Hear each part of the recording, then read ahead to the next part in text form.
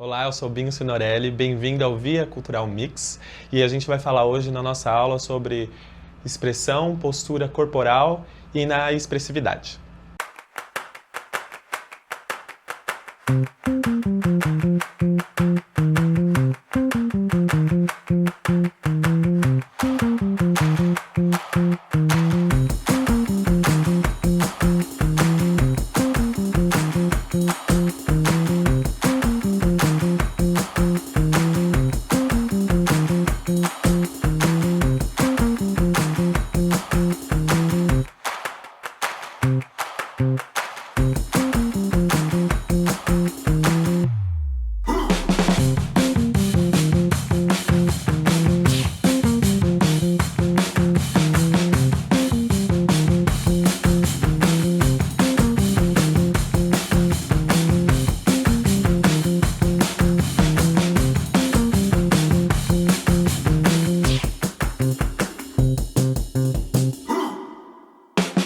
Primeira coisa que a gente pode pensar quando a gente está criando uma leitura dramática, seja para teatro, cinema, para apresentar um seminário, a gente tem que pensar na nossa ocupação desse espaço, né? Então, a gente vai se utilizar dos recursos que a gente aprendeu das aulas anteriores, de como a gente aquecer o corpo, aquecer a presença vocal e como se posturar dentro disso, que é essa organização que a gente vai chamar de uma organização global, que é colocar os pés em paralelo, e aí a gente vai tentando encontrar um meio dele, bem o centro do pé, que é onde a gente vai se encaixar e ficar numa postura um pouco mais relaxada e sem muito esforço do corpo. A gente chama isso de postura global. Posteriormente a isso, a gente vai começar a trabalhar 3 estágios da presença. O primeiro é ter a percepção de si mesma diante do ambiente. Então, como a gente faz isso? Existem 2 dicas para que a gente consiga ter essa percepção. A primeira é você sentir que você está estável no seu próprio eixo global, que é essa dica que eu dei, que é procurar deixar o peso do seu corpo em relação à gravidade bem no centro do pé. Então, a gente procura se estabelecer nesse eixo e a gente também tenta não ficar andando ou se movimentando, porque isso tira a nossa concentração do eixo e também deixa a gente numa posição insegura, porque a gente começa a ativar a cognição do cérebro em vários lugares, que ela vai começando a fazer várias sinapses, e aí a gente não consegue manter um foco e uma concentração. Então a gente posturando e ficando no lugar mais parada, a gente tem uma percepção do corpo na sua integridade, procurando entender e perceber como está a nossa respiração, dos exercícios da primeira aula, de que a gente fez toda uma questão de ganhar espaço interno e de um aquecimento vocal. Então, tendo primeiro essa percepção de como está seu corpo nesse dia, se está cansado, se está descansado, se está feliz, se está um pouco mais introspectivo. Tendo essa percepção, você já ativa o primeiro estágio da presença, porque aí você já está entendendo como que você está se relacionando com o mundo naquele momento. O segundo lugar que a gente pode estar percebendo como está o nosso corpo, a nossa percepção de si mesmo, é a gente pegar e olhar para todos os lados do ambiente e perceber, e fazer uma análise e um mapeamento. Então, por exemplo, na minha direita tem uma porta, tem um quadro, e à minha frente tem uma câmera, no meu lado esquerdo tem uma janela, e ao fundo existem fotos variadas. Isso também já ativa a minha presença no local, porque aí eu começo a perceber, para além de mim, começo a perceber o espaço que me dá uma sensação de um desenho corporal da minha própria pessoa, que isso vai também me dar uma forma de segurança, tanto para na hora de ler, quanto me dá uma estabilidade no meu eixo global. O segundo estágio que conecta com o primeiro, o segundo estágio de presença que conecta com o primeiro estágio, é justamente isso, essa percepção do espaço. Então vou perceber se existe uma luz artificial ou se existe uma luz natural que está ambientando esse espaço. Vou perceber as cores que compõem. Vou tentar ver onde que eu posso colocar os meus objetos, se houver objetos, de uma disposição que vai me ajudar. Eu posso verificar qual é a distância entre a porta e o meu corpo.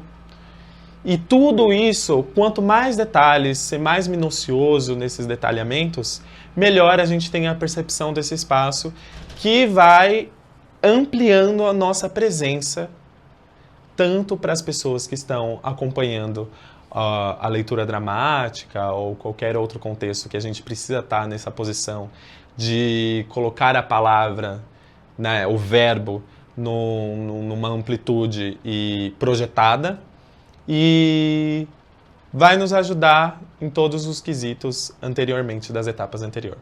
E o terceiro estágio de presença é em relação ao outro. Então, sempre que a gente está compartilhando textos, poemas, músicas, a gente está fazendo uma cena que é um pouco mais fechada para o cinema, né, que tem a relação com a câmera, é sempre estabelecer uma relação real. Então, se é uma peça de teatro, a gente vai tentar estabelecer a relação com as pessoas que estão em cena, que são seus colegas de cena, e a relação com quem está na plateia, que foi prestigiar a obra, né? E não precisa ser um olhar, uma coisa posturada, assim, eu estou falando com você. Não, só de ter a percepção que aquela pessoa está lá e procurar compartilhar a criação que está se fazendo dentro de cena, ela já amplia e embarca todas as pessoas para acompanhar a jornada que a gente está proporcionando da obra dramatúrgica. Já no cinema, a gente pensa numa outra relação com a câmera, que muitas vezes essa quarta parede ela é necessária que se tenha, por toda uma questão de linguagem, né? Mas, por exemplo, se eu viro para minha diagonal, eu consigo ter a percepção que a câmera ela está aqui, e aí toda uma relação que eu vou construir com uma outra personagem, que aí são gravados geralmente vários takes para pegar detalhamento ou para ampliar, para a gente ter uma dramaticidade que construa uma narrativa para a mensagem principal chegar, eu sei que minha câmera está aqui.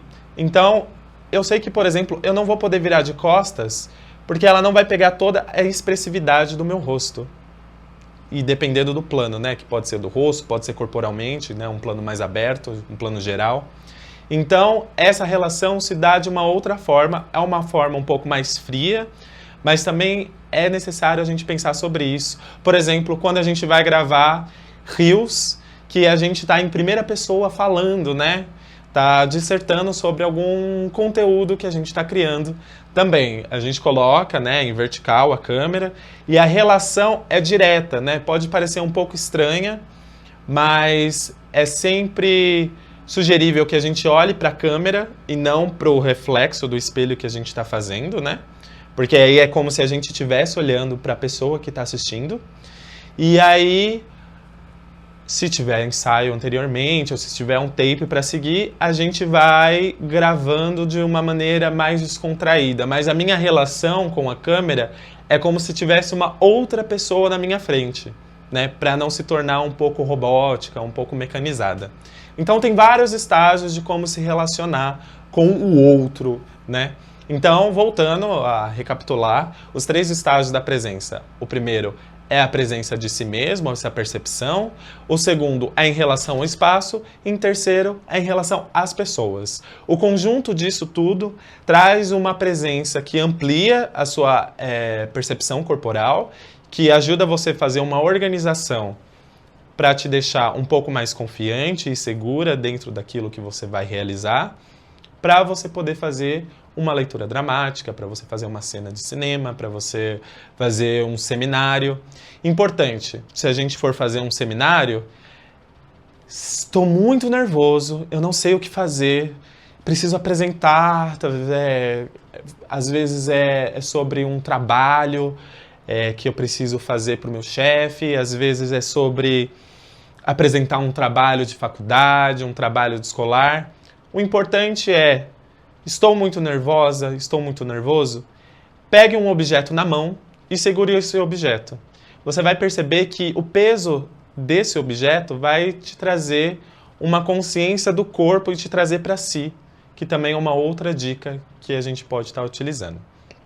E agora a gente vai pegar um trecho do texto Dunas Plásticas e Resíduos, que é um texto meu, para a gente começar a pensar sobre como colocar essa palavra no espaço. Quando a gente pensa, por exemplo, de um texto dramatúrgico, que é o texto para o teatro, a gente pensa em duas esferas. Tem a esfera pública, que é a forma que minha voz vai atingir e vai chegar em todas as pessoas, ou a esfera íntima, que é quando o público está um pouco mais próximo. Para o cinema, a gente geralmente utiliza essa esfera íntima, porque tem toda uma organização e equipamentos que fazem essa realização ter a sua potencialidade, né? Então, a gente pensando e entendendo qual local que a gente está, se a gente precisa fazer essa voz pública ou essa voz mais íntima, que seria essa voz dentro de casa, dentro do apartamento, que não precisa atingir o outro lado, por exemplo, numa voz pública, que é falar com uma multidão de gente, ou atravessar, imagine um campo daquele Windows 97, e aí a gente precisa projetar a nossa voz para o outro lado, e ela tem que chegar, né? Então é uma voz muito mais potencializada do que essa voz dessa voz do âmbito íntimo, né? E aí, eu vou fazer a primeira leitura desse recorte do texto, de uma leitura branda, que é sem intencionalidades, para depois a gente entender como a gente pode fazer um desdobramento do exercício, que é procurar fabricar essa palavra. E daqui a pouco eu já explico o que seria esse fabricar a palavra. Então, o recorte do texto começa com a personagem Costelinha, com a indicação que ele está sussurrando e gritando ao mesmo tempo. Você não pareceu se importar. Fertilizar a terra já adubada não acelera o processar. Diria que a coisa mais útil que se pode fazer com as mãos vazias é se segurar. As coisas poderiam ter ficado confusas, bagunçadas. Mesmo assim, lá estava o boi com o diabo no coração. O guerreiro com haste no peito e aquelas hastes de sacolas plásticas a voar. Faroeste caboclo com terno, vinho e gravata. Sufocados, faltando ar! Mas de ar aqui nunca se reclamou, mesmo do gás que inflamou. Meus pulmões, pesados pela química da decomposição, se decompunha, eu ainda não. Te conto sobre aquele dia de novo, talvez para não esquecer, ou para te lembrar. Tem noites que a memória não é escolhida. Cravo minhas cartilhagens aqui nesta terra, esperando receber sua bênção para continuar o que foi começado. Eu falei que ia fazer uma leitura branda, mas eu acabei já emendando numa leitura um pouco mais dramatizada, né? Mas ainda assim, é uma primeira leitura que, quando a gente diz branda, é o que o texto vai pedindo e a gente vai tendo essa percepção sensível de qual caminho seguir. E aí, a gente vai para o exercício da palavra fabricada. O que é essa palavra fabricada? Ela tem dois sentidos. Uma é que primeiro a gente faz o exercício de pegar uma palavra e tirar o seu significado da semântica e do que ela pode significar no seu signo, para a gente desconstruir ela e entender como que ela funciona na nossa embocadura. E o que ela também nos diz respeito da nossa organização corporal enquanto a gente pronuncia ela. E segundo, é que conforme a gente também diz o texto, né, a gente tenta fazer essa transformação e fazer essa interpretação, essa palavra também nos transforma. Então, é via de mão dupla. A gente pega a palavra e constrói ela, e a palavra também nos constrói. Então, por exemplo, eu vou pegar aqui a palavra fertilizar. E aí a gente vai pensar num exercício básico, que é de texturas e camadas que essa palavra pode ter. Então o exercício é o seguinte, seria recomendado, se você tiver espaço, para você poder correr de um ponto ao outro, mas se não tiver, tudo bem, que dá para fazer parado no lugar também, mas aí a nossa intencionalidade corporal precisa ser um pouco mais enfática. Então, por exemplo, eu peguei a palavra fertilizar dentro desse texto.